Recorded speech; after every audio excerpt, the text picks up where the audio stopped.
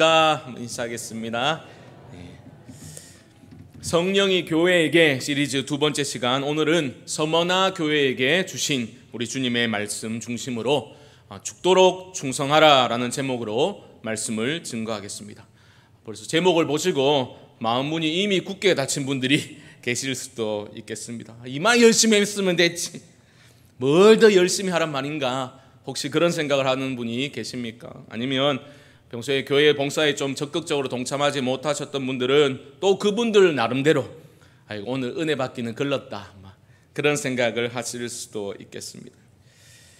저는 지금 열심히 교회 봉사하지 않으면 나중에 천국 가가지고 개털 모자 쓰고 구석에 찌그러져 있어야 되니까 열심히 하십시오, 이 말씀을 드리려는 게 아닙니다. 오늘 죽도록 충성하라, 교회에게 주님이 주신 이 말씀은 교회의 봉사 열심히 하라, 그것이 메시지의 핵심이 아닙니다. 거리가 멉니다. 오히려 교회가 붙들어야 할 본질적인 가치에 대해서 주님은 말씀하고 계신 겁니다. 그렇기 때문에 오히려 더 마음이 어려워질 수도 있겠지요. 저는 그 마음이 어려워져야 된다라고 생각합니다. 좀 불편해져야 된다고 생각해요. 왜냐하면 우리가 예수 그리스도를 믿는다는 것은, 그 신앙의 길을 걷는다는 것은 좁은 길이라는 거죠. 십자가의 길, 진리의 길은 편한 길이 아닙니다. 우리는 언제부턴가 너무 자기중심적으로, 내 편의주의적으로 신앙생활도 하려고 들지요. 그냥 내가 편하면 되지 뭐, 이런 거죠. 하지만 그 길은 좁은 길입니다. 내 자신이 기준이 된 것이 아니라 우리 주님이 기준이 된 그런 신앙생활로의 전환이 일어날 수 있도록 이 시간의 말씀 가운데 우리의 영혼의 울림과 부딪힘이 일어날 수 있기를 주님의 이름으로 축복합니다. 지난 시간에는 무슨 교회 살펴보았죠? 하지 마시고 에베소 교회. 서머나라는 도시는 에베소로부터 북쪽으로 한 60km 떨어진 곳에 위치하고 있었습니다. 아름다운 항구 도시, 당시 인구 20만 정도였으니까 아주 번영한 그런 도시였습니다. 오늘날에는 이즈미르라는 그 이름으로 터키에서 세 번째로 큰 도시라고 하더라고요. 여전히 관광객들이 많이 찾는 그런 곳이라고 합니다.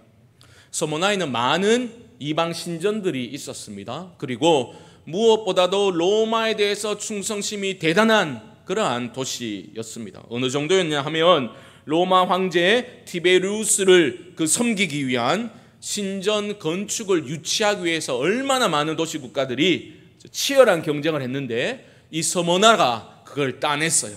얼마나 열심이었겠습니까?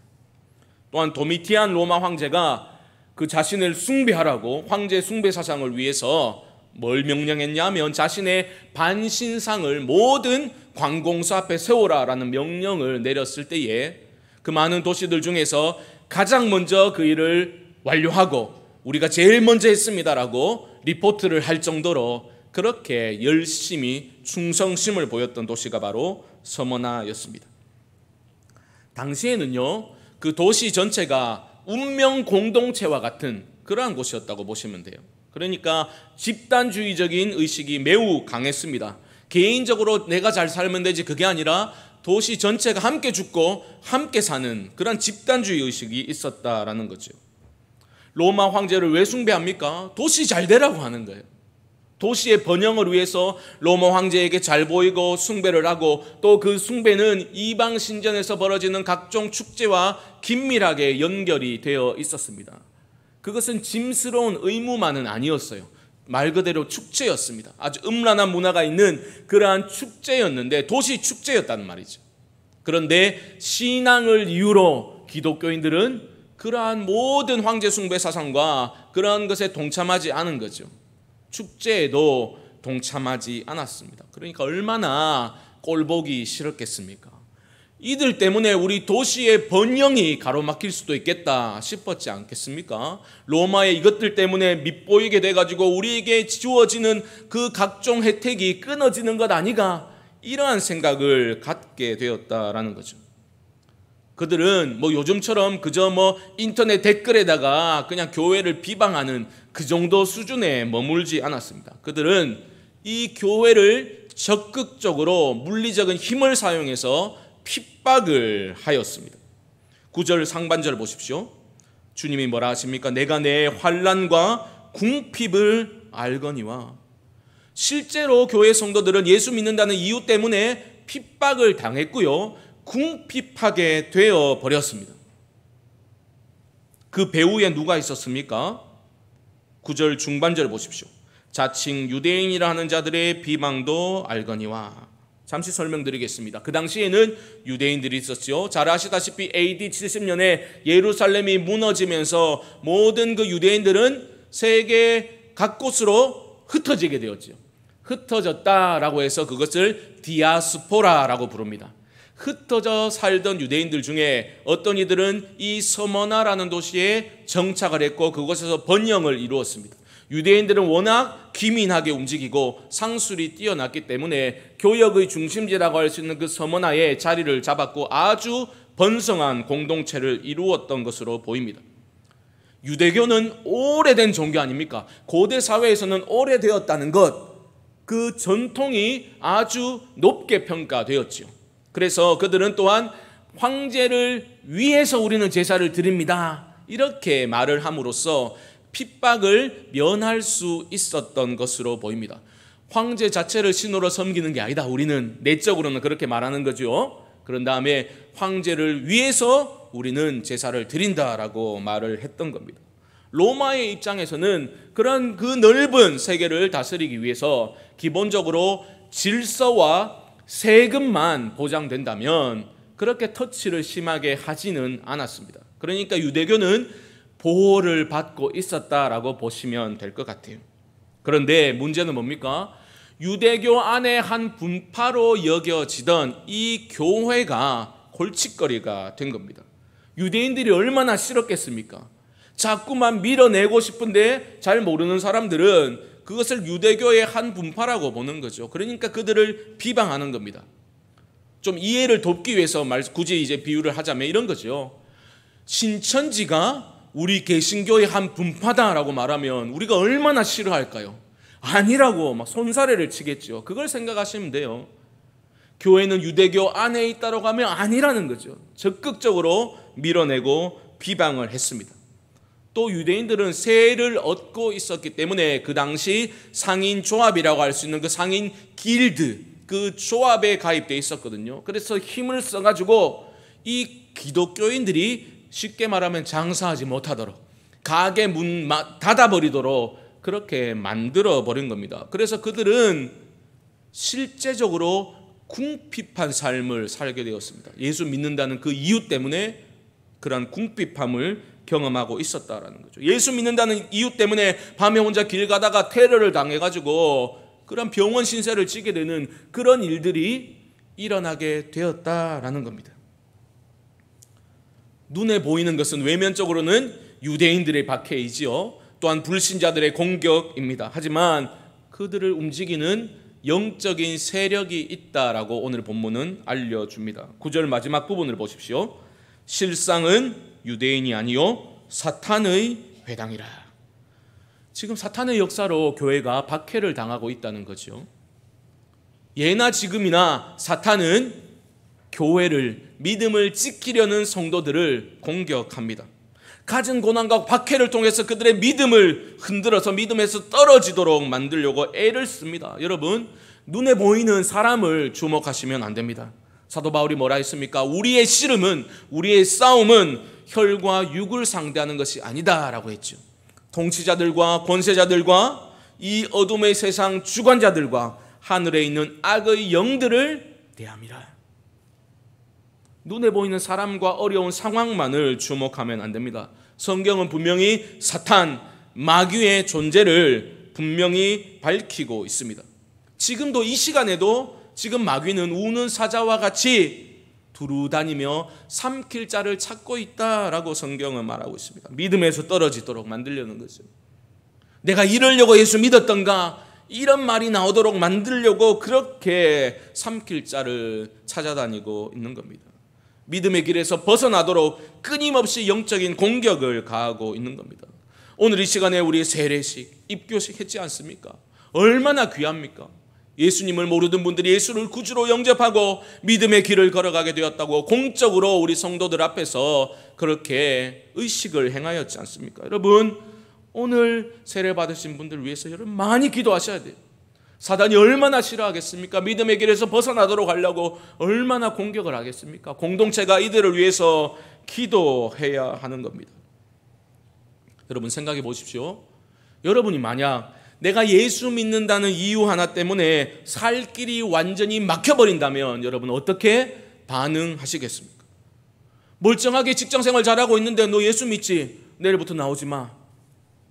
직장에서 잘리고, 운영하던 가게마저 강제적으로 믿는다는 이유 때문에 문을 닫게 된다면 여러분 어떻게 하시겠습니까? 내 사랑하는 가족들이 예수 믿는다는 이유 때문에 집단 린치를 당해가지고 지금 사경을 헤매고 있다면 여러분 어떻게 반응하시겠습니까? 아이고 목사님, 그런 일이 일어나면 안 되지. 예수 믿음에 복받고 만사형통한다 했는데 그런 일이 일어나면 안 되지요. 그런데 여러분, 지금 서머나 성도들은 예수 잘 믿어서 이런 고난을 당하고 있는 거 아닙니까? 막연히 예수 믿으면 다 잘 될 거야, 그런 생각을 하시면 안 되는 겁니다. 믿음을 지키기 위해서 그렇게 고난을 당하는데, 어떻게 보면 인간적으로 보면 정말 그렇게 믿음으로 살았지만 답이 없는 비참한 결말을, 세상의 관점에서는 비참한 결말을 맞이할 수도 있는 겁니다. 여러분 어떻게 반응하시겠습니까? 여러분이 만약 그 상황에 처해 있었더라면 이런 고난을 어떻게 이겨내시겠습니까? 무엇보다 믿음의 대상이신 예수 그리스도를 붙들고, 굳게 붙들고 주님을 바라봐야 할 줄 믿습니다. 박해당하고 있던 공동체를 향해서 히브리서 기자는 이렇게 권면합니다. 믿음의 주요 또 온전하게 하시는 이인 예수를 바라보자. 예수를 바라보셔야 돼요. 우리가 고난당하고 있을 때 우리 주님은 이렇게 뒷짐지고서 방관하고 계시는 분이 결코 아니십니다. 우리 주님이 친히 먼저 우리 앞서 고난을 받으셨죠. 그리고 자신의 전 존재를 던져서 그 생명의 길, 우리가 걸어야 될 믿음의 길을 친히 열어주셨지 않습니까? 예수를 바라보자. 이어지는 말씀이 뭡니까? 그는 그 앞에 있는 기쁨을 위하여 십자가를 참으사 부끄러움을 개의치 아니하시더니 하나님 보좌 우편에 앉으셨느니라. 주님은 아신 거예요. 자신 앞에 놓여있는 영원한 기쁨을 아셨기 때문에 십자가를 참으신 것이죠. 온갖 조롱과 멸시를 이겨내신 겁니다. 그 결과가 무엇입니까? 하나님 보좌 우편에 앉아 계신다. 히브리서의 이 말씀은 오늘 본문의 말씀, 주님의 그 등장하는 모습과 매우 유사하지요. 우리 주님을 어떻게 소개하고 있습니까? 오늘 본문 8절 중반절 보십시오. 처음이며 마지막이요 죽었다가 살아나신 이가 이르시되. 그렇습니다. 처음이며 마지막이라는 것은 무슨 말입니까? 주님이 모든 것의 주관자가 되신다라는 뜻이에요. 이 절망적인 상황 속에서도 주님은 여전히 다스리고 계심을 믿어야 한다라는 뜻입니다. 그리고 우리가 바라봐야 될 주님은 죽었다가 살아나신 분이시죠.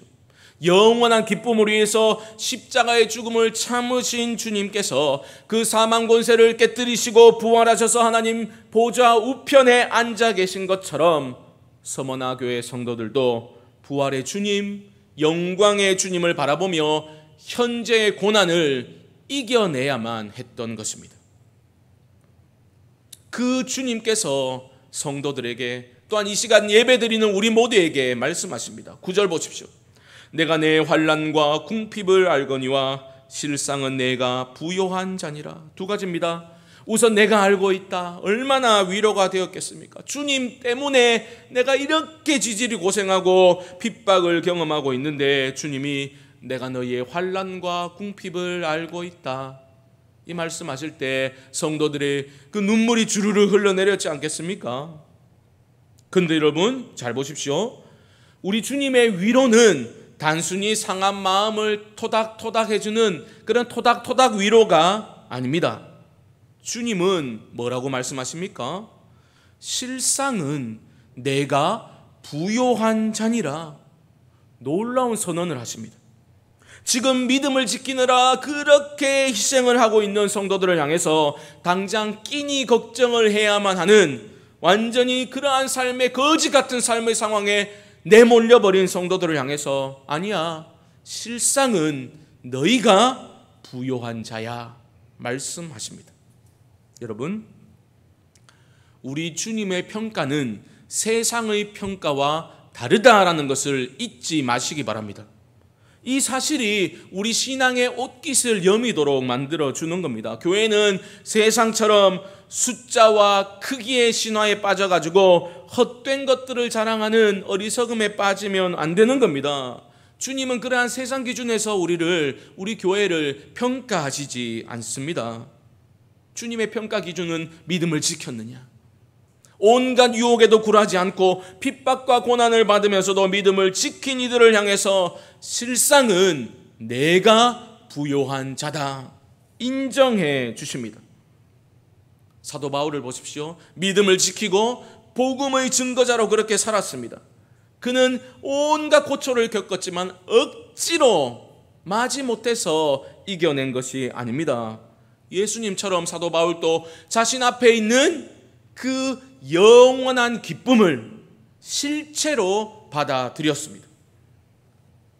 그리고 그 주님 안에서 내가 누구인지를 끊임없이 자기 정체성을 주님 안에서 확인했습니다. 자막이 준비되었을 텐데요, 고린도서 6장 8절로 10절 말씀을 보면 그의 당당한 고백이 나오고 있는데요, 우리 큰 목소리로 함께 읽어보겠습니다. 시작. 우리는 속이는 자 같으나 참되고 무명한 자 같으나 유명한 자요, 죽은 자 같으나 보라 우리가 살아있고, 징계를 받는 자 같으나 죽임을 당하지 아니하고, 근심하는 자 같으나 항상 기뻐하고, 가난한 자 같으나 많은 사람을 부요하게 하고, 아무것도 없는 자 같으나 모든 것을 가진 자로다. 아멘. 보십시오 여러분, 아무것도 없는 자 같지만 뭐라고요? 모든 것을 가진 자로다. 사랑하는 성도 여러분, 주님께 인정받는 참 믿음의 사람들 되시기를 주님의 이름으로 축복합니다. 세상에서 부유한 자 아니라 하나님께 부유한 믿음의 사람 되십시오. 일시적인 것들을 붙잡는 어리석은 인생 아니라 영원한 가치를 붙드실 수 있기를 바랍니다. 우리가 믿음으로 주님을 붙들면 주님의 강한 손이 반드시 여러분들의 삶을 붙들어 주실 줄 믿습니다. 그 당시 상황으로 돌아가서 생각해 보십시오. 요한계시록은 서신 아닙니까? 편지 아닙니까? 서모나교회의 성도들이 조심스럽게 한자리에 모였을 겁니다. 편지가 왔어, 함께 읽어야지. 사람들이 모여 있습니다. 지도자가 앞에 나갑니다. 그래서 받은 편지를 펼쳐서, 두루마기를 펼쳐서 그렇게 읽게 됩니다. 야, 좀 조용해봐, 지금 우리 교회 이름 나오잖아, 막 이런 거죠. 주님이 우리가 겪고 있는 그 고난을 아신데, 우리가 주님 때문에 장사 못하게 돼가지고 문 닫은 거, 우리의 궁핍함을 우리 주님이 아신데, 그리고 우리에게 너희가 찐이다, 너희가 진짜다 말씀하시네. 맞아, 우리가 정말 부유한 사람들이지. 너무 위로가 되었겠죠. 서로 하이파이브 하면서 얼마나 기뻐하고 격려하고 서로를 위로했겠습니까? 이제 우리가 죽을 힘 다해가지고 여기까지 믿음을 지켰으니 우리 주님이 이제 건져주실 거야, 그런 기대감을 갖게 되었지 않겠습니까? 그런데 이어지는 말씀은 뭡니까? 10절 보십시오. 너는 장차 받을 고난을 두려워하지 말라.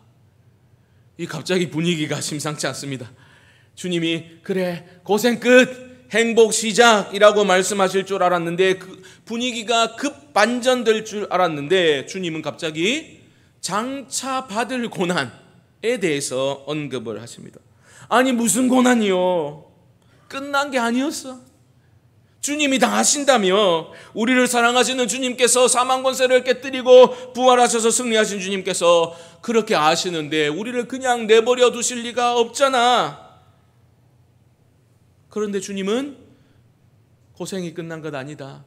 장차 다가올 환난이 있다. 그러나 두려워하지 마라. 그리고 그 어려움의 구체적인 내용을 설명합니다. 10절 중반절 보십시오. 볼지어다 마귀가 장차 너희 가운데에서 몇 사람을 옥에 던져 시험을 받게 하리니 너희가 10일 동안 환난을 받으리라. 무슨 말씀입니까? 고난은 계속될 거다. 추가적으로 몇 사람이 또 감옥에 갇히게 될 것이다. 고난은 이어지게 될 것이다 말씀하십니다. 10일 동안 환난을 당하게 될 것이다. 이것은 물리적인 시간이 아니라 하나님이 정하신 일정 기간을 의미하는 겁니다. 주님의 이런 말씀 너무 야속하게 들리지 않습니까? 얼마나 믿음으로 살려고 발버둥 쳤는데 여기까지 왔는데 정말 지쳐 있는데 주님은 그거 내가 다 안다 말씀하셔놓고 그러면 좀 어두움의 세력을 멸하여 주시고 우리를 고통에서 좀 건져주시고 경제적인 손해본 것도 좀 따따블로 갚아주시고 좀 그래 해주셔야 되는 거 아닙니까? 그런데 주님은 그렇게 하지 않으시죠. 오히려 뭐라고 말씀하십니까? 10절 하반절 보십시오. 네가 죽도록 충성하라. 여러분 이제 느낌이 좀 오십니까?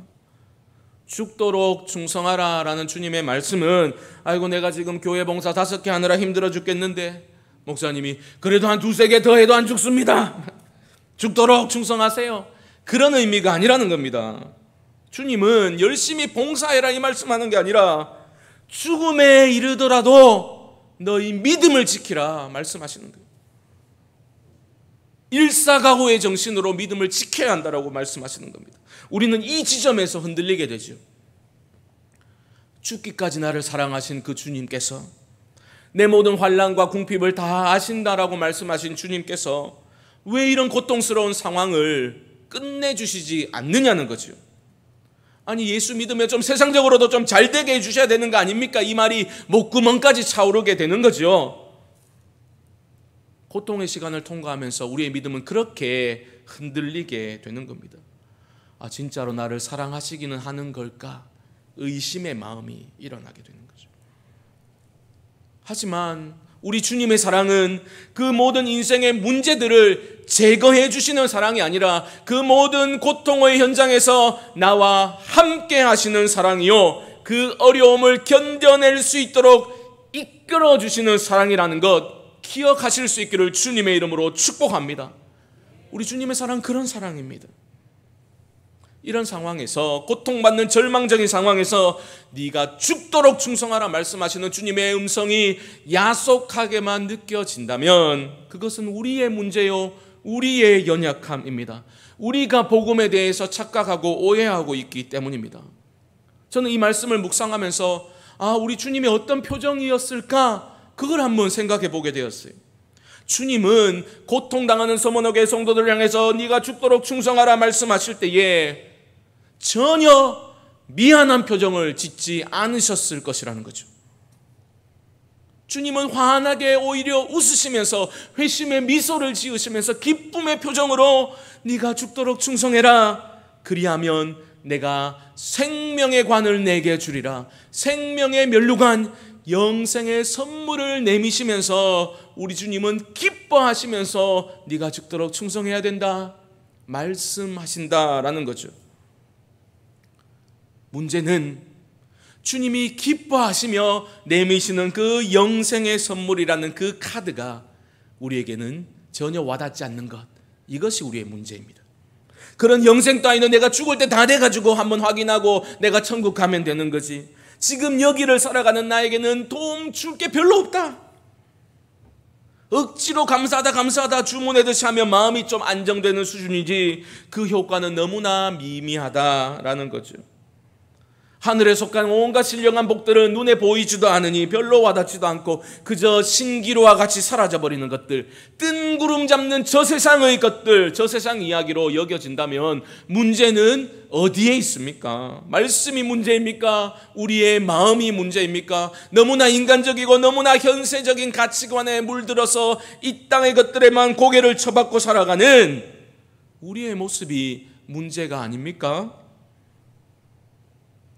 주님은 모든 믿는 자들에게 예외 없이 죽기까지 믿음을 지키라 말씀하십니다.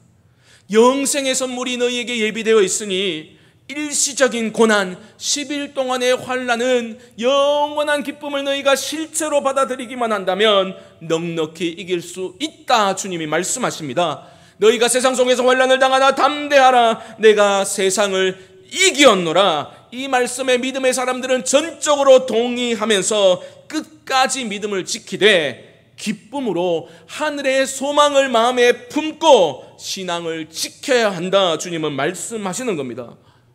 잊지 마십시오. 영생의 선물이라는 카드를 내미시는 주님은 우리에게 전혀 미안해하시지 않습니다. 주님의 그 말씀을 기준으로 삼아서 우리의 뒤틀려진 잘못된 기준들이 수정될 수 있어야 하는 겁니다. 오늘날 사회는 참 소비주의가 만연해 있죠. 그 영향을 받아서 교회도 어느 순간부터 주인 되신 분의 말씀보다는 성도들의 필요와 요구에 절절매는 모습을 보이게 되었습니다. 이런 것들 해드려야지 교회 열심히 나오시겠지. 교회마다 경쟁적으로 성도들의 구미에 맞는 것들을 제공하기 위해서 노력을 많이 하게 되었습니다. 우리 교회도 예외가 아니라고 생각합니다. 하지만 저는 이 말씀을, 특별히 계시록 말씀, 성령이 교회들에게 주시는 그 본질적인 가치들을 그렇게 묵상하면서 정말 복음을 물타기 하면 안 되겠구나라는 생각을 다시 하게 되었습니다. 우리는 사람 좋으라고 이 자리에 모여 있는 게 아닙니다. 여러분의 지친 그 마음을 위로하자고 이 자리에 모여 있는 게 아닙니다. 교회는 주인 되신 분이 말씀하시는 것에 청종하는 공동체입니다. 복음을 물타기 하면 안 됩니다. 우리 주님 뭐라 하십니까? 이기는 자는 둘째 사망의 해를 받지 아니하리라. 그냥 죽으면 끝이지 아닙니다. 둘째 사망의 해, 영벌이 있다라고 말하는 거죠. 청교도의 속담처럼 2번 태어난 사람은 1번 죽고 1번 태어난 사람은 2번 죽는 겁니다. 우리가 거듭나면 1번 죽는 것으로 끝나는 거지만 예수를 만나지 못하면 2번 죽는 거예요. 그 2번째 죽음은 영원한 죽음, 심판입니다. 사랑하는 성도 여러분, 저는 이 한 주간 말씀을 준비하면서 제 마음 가운데 우리 성도님들 향해서 이 말씀을 꼭 드리고 싶었습니다. 여러분, 우리 예수님을 잘 믿읍시다. 예수님을 잘 믿읍시다. 그게 신앙의 전부입니다. 아무 업적도 없는 것처럼 보이지만 주님께 칭찬만 받았던 교회가 서머나 교회입니다. 죽기까지 믿음을 지킨 것, 주님은 그것을 칭찬하고 계신 겁니다. 믿음을 지킨다는 것, 교회에 나온다는 게 아닙니다, 여러분. 주님을 사랑한다는 뜻이에요. 내 목숨과도 바꿀 정도로 주님을 사랑하는 겁니다. 모든 신자들에게 요구하시는 것은 전부예요. 왜요? 우리 주님이 전부를 주셨거든요. 적당한 믿음이라는 것은 애초에 존재하지 않았던 겁니다. 아이고, 순교를 요구하면 어떡하나. 여러분, 김치국 마시지 마세요. 순교의 복은 아무에게나 주어지는 게 아닙니다, 여러분. 아이고, 예수 믿다가 죽으면 어떡하나. 걱정하지 마십시오. 순교의 복은 아무에게도 그렇게 아무나에게 임하는 게 아니에요. 하지만 우리 주님은 모든 믿는 자들이 순교적 자세로 살아갈 것을 요구하고 계시죠.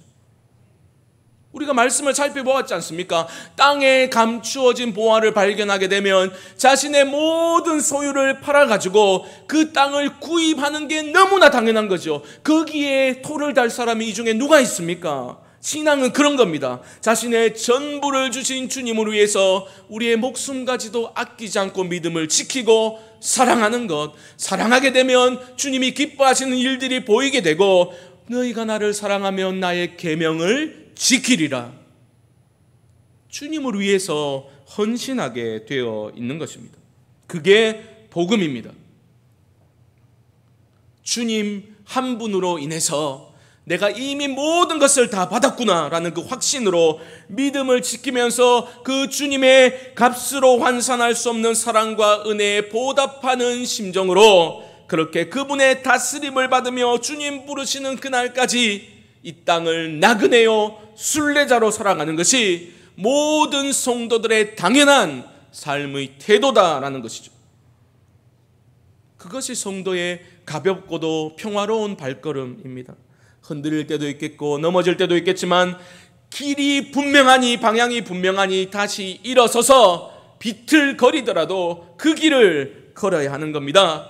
천성을 향해서 걸어가는 성도의 발걸음인 것입니다. 이 믿음이 사라지면 교회는 교회 될 수 없습니다.